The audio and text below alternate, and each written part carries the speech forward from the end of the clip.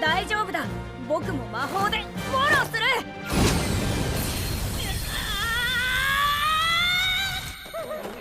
ありがたい。旦那様の愛がいっぱいだ。今の私はやめる時も健やかなる時。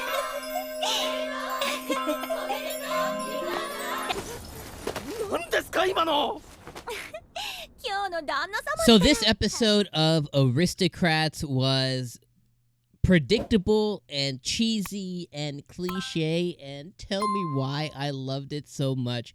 This episode got me to laugh. This episode got me to wheeze. This episode got me just like a bunch of different emotions, and they were all on like the funny side of it, and they were all really good. And I just really think that what they're doing here is like, how do you say? They're very much leaning into cliche. Like, this is an anime that doesn't take itself seriously, and that's good, right? Because there's a few different, power fantasies, overpowered characters, isekai anime, to where like, they take themselves seriously. So you're like, okay, this is borderline funny, but the problem is that because they take themselves funny, or they take themselves seriously, it becomes not funny.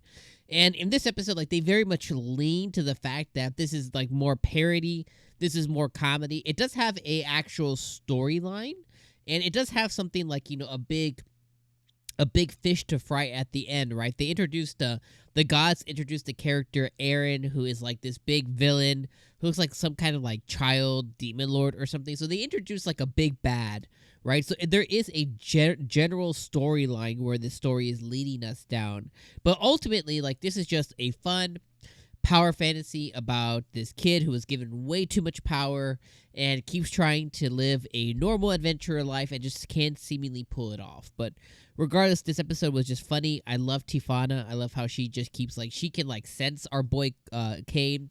She can sniff him out, everything. Like, I think it's just super funny. So let me go through all the events of what happened this episode. But if you stop right here, episode 7 was super duper awesome.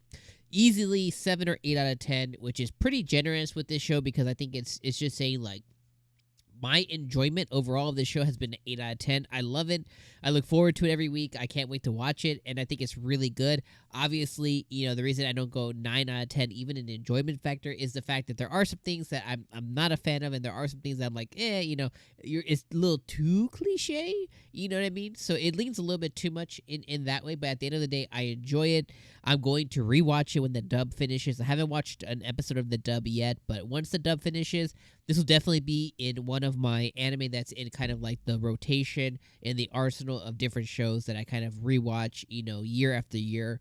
Again, there's always like a list of anime that I end up rewatching, like smartphone anime or Gate or Knights and Magic, the 𝐒𝐴th's son, the wise man's grandchild. There is a bunch of different anime that I would put in a category of not traditionally good, but really I enjoy, and I think the dubs are really good as well. So with that being said, let's kind of go through the events, but no, really enjoyed episode number 7. So the events of this episode. So first off, we pick up where we got left off on last week, which I think was really good. We learned more about this Yuya Esfort character.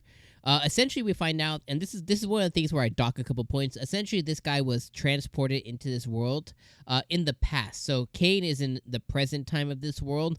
This adventurer was the first king, and he was transported from current-day Japan into the past of this world and became the first king. He was transported, not reincarnated, which is a really important thing. So he was actually traditionally isekai into this world. He was not reborn. He was transferred, and he was transferred at his current age. The reason I say that he was in modern Japan was because when they showed us the backstory for Yuya, it showed him in like a bike accident or a car accident or something, and it looked like pretty much modern day Japan, if not modern day Japan since the last 40 years of Japan, which I would still consider that modern day in comparison to the ancient medieval times that this world is kind of stuck in, basically. So we learned more about him, and we learned more about kind of like, how he came about and stuff like that. Cain's research gets interrupted because, he was getting pulled each and every single way from Tellus and Tefana and everything. His 12th birthday finally comes, and he finally goes and registers as an adventurer. Of course, the day he registers as an adventurer, he got some punks to come and give him some crap, just like the last time he was there. He easily beats them up, but before he officially beats them up, he gets met by this Claude guy. This Claude guy is the flame adventurer or something, and he goes and parties with his wife, who is an ice mage. And we learn her name's Lena, so Lena and Claude, and they're A-rank adventurers. So he gets a little welcome party by them, and he finally goes on his first G-rank quest, because he has to start at the bottom, because he registered and not his name or anything. And his first G-rank quest is to go kill goblins. Then the funniest part of the episode happens, in my opinion, here with Tefana. A, she finds him. B, she forces him to go on an adventure. And C, she giggles the whole way, like, she like, chase me, Cain.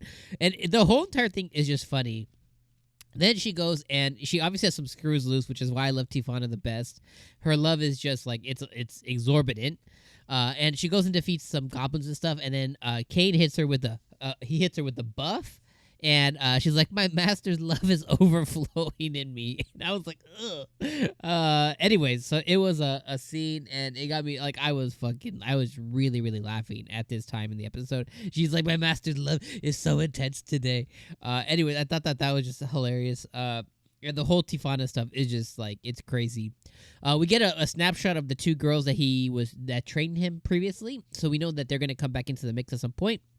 He goes to turn the quest in the guild, and he accidentally defeated some green lizards, which are D-rank monsters as well. He defeated 30 of them. The guild people don't believe him, and they try and threaten him and say that he's committing fraud. And ultimately, we find out that the guild master is actually Tefana's brother. And he basically goes today from G rank all the way to A rank, but he has to go and defeat some bandits first. Meanwhile, while this is happening, the gods are laughing at him. Literally, God himself is like, oh, ho, ho, ho, ho, ho. And that got me to laugh. I was like, yo, the god's really just laughing at him as he just struggles through all of this. Anyways, after that, we learn about the Aaron character, and we learned that Cain still has to go defeat some bandits to get his official A rank. And then we see that the gods want somebody specific to train him. And then the girls at the end with Tellus and them, they're mad at him. So we get a glimpse of next episode where I guess he's going to enter the Royal Academy, it appears. So it's going to be very interesting as we move forward, but very good episode. Really enjoyed it a lot. I thought this episode was fire. Again, my enjoyability was really high on this one. But hey, I'm going to go play some Tears of the Kingdom, and I'll see you guys on the next episode. Peace.